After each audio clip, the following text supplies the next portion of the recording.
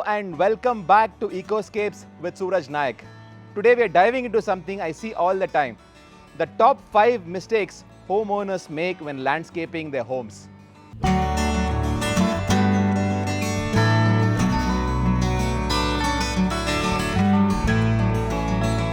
I understand if you're building your dream home, I completely get it that landscaping often ends up as the last thing on your mind. You're busy with your tile selection, your wardrobes, modular kitchens, that perfect wall texture. But landscaping feels like we will figure it out later kind of a thing. But here is the truth. Your outdoor space deserves as much as thought as your interiors. And trust me, ignoring it can cost you time, money, and peace of mind. So let's break down these common mistakes and how you can avoid them. Mistake number 1. Not planning landscaping early. So many homeowners build their entire house literally brick by brick and only then call us. By that time, your utility lines are laid, slopes are fixed, walls are built, and there's barely any space left to do something really beautiful. Planning early lets you integrate your landscape into the architecture. You can hide things like your sump tanks, overhead pipes, and create proper levels for drainage. One of our projects in Whitefield, the client gave us a call just before excavation. Because of that, we designed the retaining walls with built-in planters, created a hidden irrigation system, and got the slopes right from day one. The result of this was a lush green home with zero waterlogging issues. So my advice is to bring your landscape designer into the conversation early as your foundation is dug. Mistake number 2. Underestimating maintenance. This one is a killer. People say I want a jungle look or I love the tropical vibe. But they don't realize that plants are living beings. They need water, pruning, and proper care. And when you're busy with life, kids, work, travel, the garden starts looking like a forgotten forest.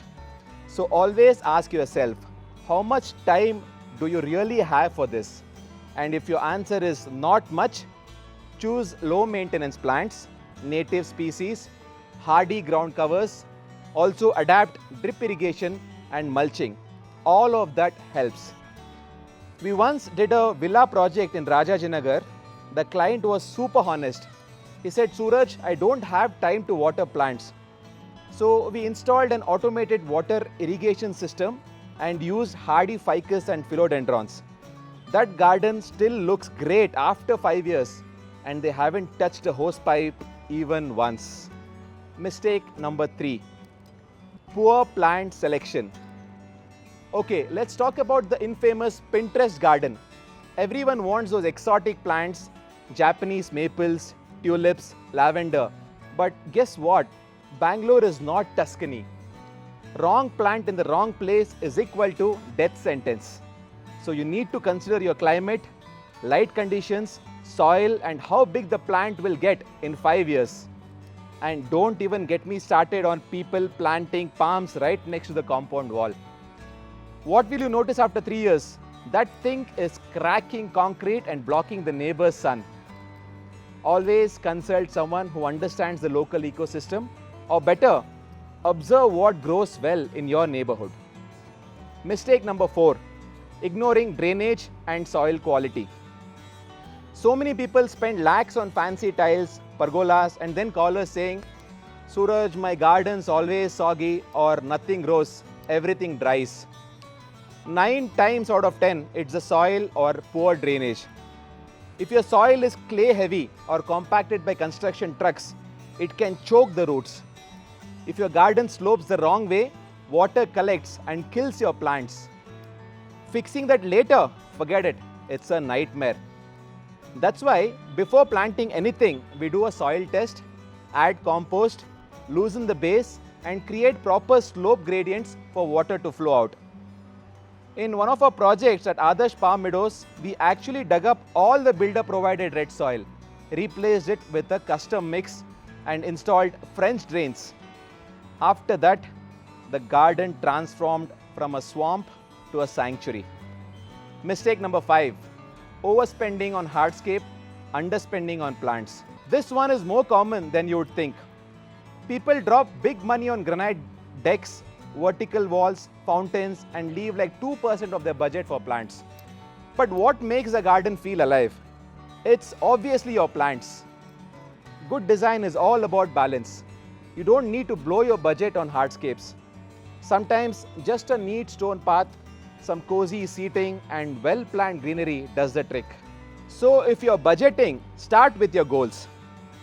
Do you want shade? Do you want privacy? Do you want space for your kids? Do you want a place to unwind? Let your budget follow function first, not just features. I will give you a bonus tip. Don't do it yourself without knowing the basics. I love the enthusiasm of do-it-yourself people, but gardens aren't just your decor. They're living, evolving systems. One wrong cut, one wrong soil mix, one wrong pruning season, and the plant dies. We have seen people use synthetic grass on natural soil. Bad idea. Plant water-loving species in dry areas. Even bad idea. Or build beds without waterproofing, which then leak into their basements. Definitely a nightmare. So if you're doing it yourself, do your homework, consult a pro, and have a proper plant palette or a plant list. Final thought, future-proof your garden. One thing I always say, build a garden that grows with you. Think about your family. Will they use it in 5 years? Your kids grow up, elders may need safe place, walking paths, and your plants will definitely mature. Add lighting points, plan for irrigation, leave space for trees to breathe. Even if you don't plant them now, think about the future of your trees. I will give you a golden rule. Right plants at the right place. The one rule alone will save you money, stress, and heartache. So yeah, landscaping isn't rocket science, but it's not just decoration either. It's design, it's biology, it's understanding time and space. If you're building a home, start thinking about the outside as early as the inside. And if you've already made a few of these mistakes, don't worry. We have all seen that. The good news is, nature is forgiving. With the right approach, it can bounce back beautifully. Thanks for listening to Ecoscapes with Suraj Nayak. If you found this helpful, share it with someone building their dream home. And as always, stay rooted, stay inspired. Till I see you next time. Thank you.